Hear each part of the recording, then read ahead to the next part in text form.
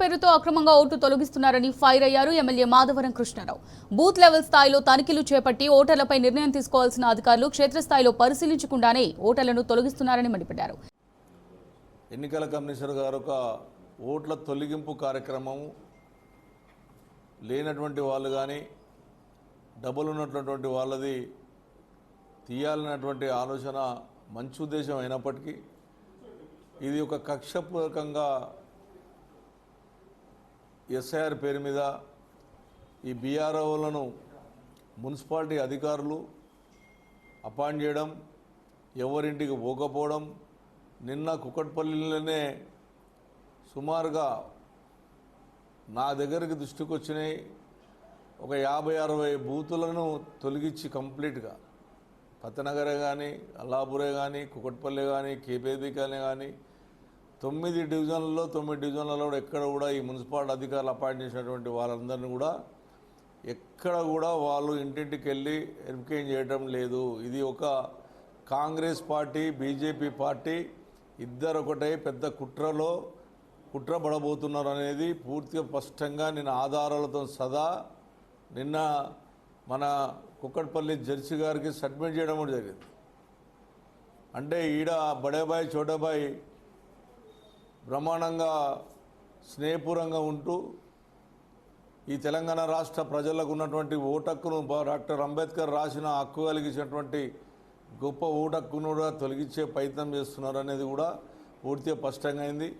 దాని గురించి ఈ రోజున నేను అధికారులకు కానీ అదేవిధంగా గవర్నమెంట్ బాధ్యత ఉండాలి. మీరు ఏదో తాడతప్పలు పెట్టి మామా అనిపించుకునే విధంగా మీరు మాట్లాడితే ఎట్టి పరిస్థితుల్లో ప్రజల పక్షాన ఖచ్చితంగా మేము పోరాడతాం. వదిలిపెట్టే ప్రసక్తి ఉండదు. ఎందుకంటే నిన్ననే ఇంకా మీరు స్టార్ట్ చేయలేదు. మీ బీఆర్ఓలు ఆన్లైన్లో మ్యాక్సిమం పత్తనగర్లో గౌతమ్ నగర్లో 15 బూతులు తీసేశారు కంప్లీట్. ఏమంటే బీఆర్ఓలు ఏం మాట్లాడుతున్నారు, వాళ్ళు పబ్లిక్ అడిగితే మాకు జీతాలు ఇవ్వట్లేదు, మేము వచ్చి ఏం చేయాలి, అందుకే ఇంట్లో ఉండి పనిచేస్తున్నాం అనే మాట వాళ్ళు చెప్తున్నారు అనేది నిన్న ప్రజలు స్పష్టంగా చెప్పారు. ఇగో ఇది జరుగుతుంది.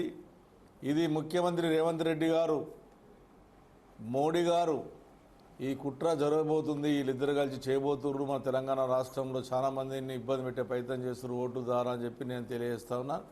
ఓడిపోతారన్న భయంతో రేపు వచ్చే ప్రజలు వీళ్ళకు వ్యతిరేకంగా తీర్పు రాబోతుందని, రేపు వీళ్ళకి వ్యతిరేకంగా ఉన్నటువంటి ఓటర్లను తొలగించాలనేటువంటి ప్రయత్నము ఇక్కడ కాంగ్రెస్ పార్టీ బీజేపీ పార్టీ చేస్తుందని చెప్పి నేను స్పష్టంగా తెలియజేస్తూ ఉన్నాను. నేను ప్రజలను కూడా అప్రమత్తం ఉండమని చెప్పి తెలియజేస్తూ ఉన్నాను. ఎందుకంటే మీకు ఓటు హక్కు కంపల్సరీ ఉంటేనే ఈ రోజున మీకున్నటువంటి రాష్ట్రాన్ని, దేశంలో జరుగుతున్నటువంటి అక్రమాలు కానీ, దేశంలో జరిగేటటువంటి అభివృద్ధి విషయంలో కానీ అడిగే హక్కు ఆ ఓటుదారునే తెలుస్తుంది. ఒక మంచి నాయకుని ఎన్నుకోవాలన్న ఓటుదారునే ఉంటుంది. కాబట్టి దాన్ని మీరు ఖచ్చితంగా ఓటు హక్కును మీరు ఖచ్చితంగా మీ ఆన్లైన్లో కానీ, మీరు రాకపోతే ఖచ్చితంగా మీరు ఉన్నటువంటి అప్లై చేయండి. లేకపోతే కుక్కట్పల్లి కాన్స్టిట్యూన్సీ ప్రజలకు మీకు ఓటు ఎవరు నీయకపోతే నాకు కూడా ఫోన్ చేస్తే నేను ఖచ్చితంగా కన్సల్ట్ ఆఫీసర్లను నేను పంపిస్తానని చెప్పి కూడా తెలియజేస్తూ ఉన్నాను. 2 పార్టీకి బూత్కి 2 మందిని అడిగారు. మేము ఆల్మోస్ట్ సబ్మిట్ చేశాం. మాకున్నటువంటి మున్సిపల్ కమిషనర్, ఇక్కడ ఉన్నటువంటి హైదరాబాద్ కమిషనర్, ఇక్కడ నుండి కుక్కట్పల్లి కాన్స్టిట్యూన్సీకి సంబంధించినటువంటి జెర్సీ గారు ఇన్ఛార్జ్ ఉన్నారు. నేను అడుగుతా ఉన్న సూటి ప్రశ్న మున్సిపల్ కమిషనర్ గారిని, జెర్సీ గారిని, మేము ఒక ఎమ్మెల్యేగా కుక్కట్పల్లిలో శాసనసభ్యునిగా గెలిచాను. నాకు మీరు బీఆర్ఓలను ఏ బూత్లో ఎవరిని అపాయింట్ చేసినటువంటిది అఫీషియల్ రిపోర్ట్ మాకు పంపాలి. ఎందుకు పంపంటే ప్రజలు కూడా మాకు ఫోన్లు చేస్తారు. మేము చేస్తే ఆ ప్రజలు బీఆర్ఓలకు ఉన్నటువంటి సమస్యను ఆ పలానా నంబర్ ఇస్తే మేము ఆ ప్రజలకు ఇస్తాం. ఈ నెంబర్లో ఉంటారు, మీ బూత్లో ఈ నెంబర్లో ఆఫీసర్లు ఉంటారు, ఖచ్చితంగా వాళ్ళతో కాంటాక్ట్ అయ్యండి, మీరు ఓటకు చేంజ్ చేసుకొని చెప్పుకోనికి ఉంటుంది. ఇప్పుడు మాకు రిపోర్ట్ ఇవ్వలేదు. వాళ్ళు ఏంటి ఆల్ పార్టీ మీటింగ్ పెట్టడం అనేది వాళ్ళంతా వాళ్ళే డిసైడ్ చేసుకోవడం, ఎవరినో ఒకరిని పిలవడం, అది ఎమ్మెల్యే స్థాయిలో చెప్పకపోవడం.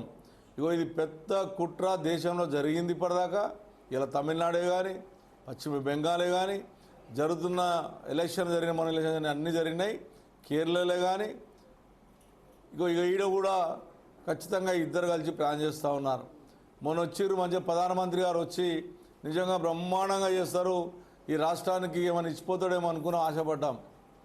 కానీ రాష్ట్రానికి ఇచ్చిపోవడం పక్క పెట్టి సావుడు, కానీ ఇద్దరు బడబాయ్ చోటబాయ్ పైన కూర్చొని బ్రహ్మాండంగా నవ్వుకుంటూ మంచిగా మాట్లాడుకుంటూ బ్రహ్మాండమైనటువంటి మీరందరూ కూడా కార్లు తిరగొద్దు, నడుచుకుంటూ తిరగండి, నూనె తినవద్దు, నూనె పోసుకోవద్దు, వంటలు చేసుకోవద్దు, అన్నాలు తక్కువ తగ్గించండి, అన్నీ తగ్గించండి అని చెప్పి 4 కాన్వాయ్ కార్లు తగ్గియంగానే మేమనేది ఒక వైరల్ చేసుకుంటూ ఇవాళ చూస్తే 3 రూపాయల పెట్రోల్ ధర, డీజిల్ ధర తెల్లటకాల పెంచి పడేశారు.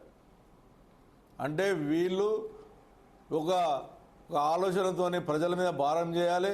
ఎలక్షన్ల ముందు చేస్తే ఎక్కడ ఓడిపోతామని చెప్పి కాంగ్రెస్ పార్టీ, ఎక్కడ ఓడిపోతామో బీజేపీ పార్టీ అని చెప్పి దేశంలో మొన్నటిదాకా మాట్లాడినటువంటి వ్యక్తులు ఈరోజు ఎలక్షన్లు అయిపోయినాయి, ఎవరి ద్వారా గెలిచి కేరళ వాళ్ళు గెలిచి వాళ్ళ ద్వారా గెలుచుకోగానే ఇలా ప్రజల మీద పెద్దగా భారం వేసినటువంటి ఈ 2 పార్టీలు ఏకమైనది కూడా నేను తెలియజేస్తూ ఉన్నాను.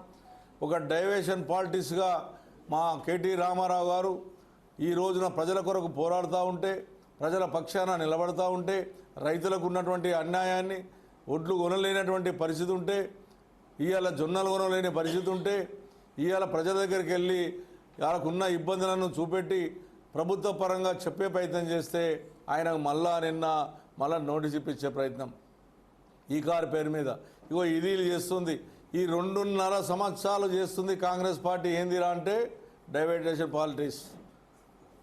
ప్రజల పక్షాన ఏ ఒక్కటి ఈ రోజున కళ్యాణ లక్ష్మి పేరు మీద 1,00,000 రూపాయలు ఆ రోజు కేసీఆర్ ఇచ్చింది 1,00,000 రూపాయలే, దానికి బంగారం లేదు, 2,500 రూపాయలు లేదు. మేము కట్టిన డబుల్ బెడ్రూమ్లు ఇంకా 40,000 ఇండ్లు హైదరాబాద్ నగరంలో ఉన్నాయి, దాన్ని పంచమంటే పంచలేరు. ఎక్కడ చూస్తే ప్రజల మీద భారం వేసారు తప్ప ఇవాళ గుర్రం డెక్కదీయలేని పరిస్థితి, ఇళ్లలో దోమలున్న పరిస్థితి. ఈ 2.5 సంవత్సరాలు కాంగ్రెస్ పార్టీ చేసింది ఏంది అంటే 0. 8 మంది ఎంపీలను గెలిపించారు, బీజేపీకి 8 మంది కాంగ్రెస్ని గెలిపించారు. కానీ ప్రజలకు మాత్రం ఏ ఒక్కటి ఒరగలేదు. వీళ్ళు తెలంగాణకు వచ్చి ఇవాళ ప్రజల మీద భారం వేసినటువంటి ప్రధానమంత్రి గారు, దానికి సప్పట్లు కొట్టినటువంటి ముఖ్యమంత్రి రేవంత్ రెడ్డి గారు, అంటే ప్రజలకు ఎంత భారం పడినా ఇలా పట్టించుకోలేనటువంటి కాంగ్రెస్ పార్టీ మంత్రులు, ఇవాళ ఎమ్మెల్యేలు దీనికి జవాబు చెప్పాలి. ఖచ్చితంగా ఈ పెట్రోల్ ధర, డీజిల్ ధర పెరుగుతుంటే అది మీ వల్ల జరిగింది. ఇది మన ప్రభుత్వం భరించైనా సరే ప్రజలు ఇప్పటికే కష్టాలు ఉన్నారు. మీరు చేసిన పాపాలకు ఇప్పుడే కష్టాలు ఉన్నారు. రైతులు చూస్తే ఇప్పుడు వర్షాలు వచ్చి గాలిలు వచ్చి ఇప్పటికే భయంకరంగా ఉంది. కళ్ళలో ఒడ్లున్నాయి, అవి వీళ్ళు కొనలేని పరిస్థితి. ముఖ్యమంత్రి గారేమో కళ్ళలో ఒడ్లే కొనని అంటాడు. ఆడ కొనేటోడో లేడు. నేను కూడా రైతునే, కొనేటోడో లేడు, జొన్నలు కొనేటోడు లేడు.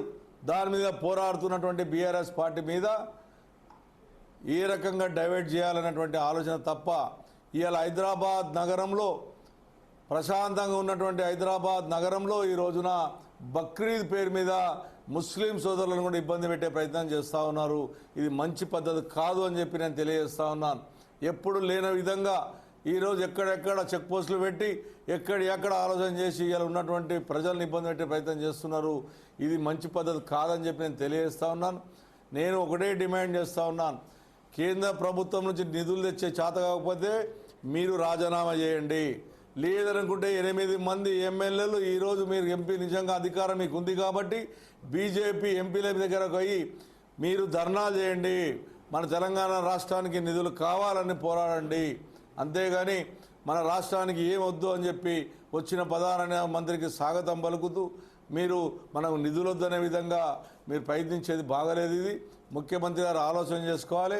ఇది డీజిల్ ధర, పెట్రోల్ ధర కక్ష సాధింపులు 2.5 ఏళ్ల నుంచి చెప్తూనే ఉన్నారు. కాళేశ్వరం ప్రాజెక్ట్ అన్నారు, ఈ కార్ అన్నారు, ట్యాపింగ్ అన్నారు, ఎన్ని రకాలుగా బీఆర్ఎస్ పార్టీ మీద ఎన్ని రకాలుగా చెప్తూనే ఉన్నారు తప్ప ప్రతిసారి ఇక్కడ నుంచి ఒక ప్రజల పక్షాన్ని నిలబడదామనగానే ఓ నోటీసులు ఇవ్వడం, కేటీ రామారావుని ఇబ్బంది పెట్టడం, కేసీఆర్ని ఇబ్బంది పెట్టడం. కేసీఆర్ బయటకు వస్తే రైతులకు ఒక ఎకరకు పైసలు వేస్తారు. సిద్దిపేటకు హరీష్ రావు గారి దగ్గరకు వస్తే ఒక ఎకరకు వేస్తారు. మళ్ళీ ఇప్పుడు వర్షాకాలం వచ్చింది, మళ్ళా కళాలలో మళ్ళీ ఒరేయాలి. ఇప్పటి వరకు వాళ్ళకి ఇలా ఏ ఒక్క రైతు కూడా రైతు బంధు లేదు. దేశంలో కూడా రైతు బంధు ఎక్కడ లేదు. దేశంలో కూడా ఎక్కడ కూడా ఇలా కళ్యాణ లక్ష్యం లేదు. దేశంలో కూడా ఇవాళ 2000 పింఛన్ లేదు. ఇవాళ మేము వచ్చిన తర్వాతనే 2000 పింఛన్ చేశాం, 4000 పింఛన్ అని చెప్పి వాళ్ళనే కొట్టే ప్రయత్నం ఇగో ఇది జరుగుతుంది. ఇది మీరు ఆలోచన చేసుకోండి. ప్రజలు తిరగబడ్డారు అంటే భయంకరంగా ఉంటుంది. బంగ్లాదేశ్లో ఏ రకంగా తిరగబడ్డారో ప్రజలు అది తెచ్చుకోకమని చెప్పి నేను విజ్ఞప్తి చేస్తూ ఉన్నాను. Thank you.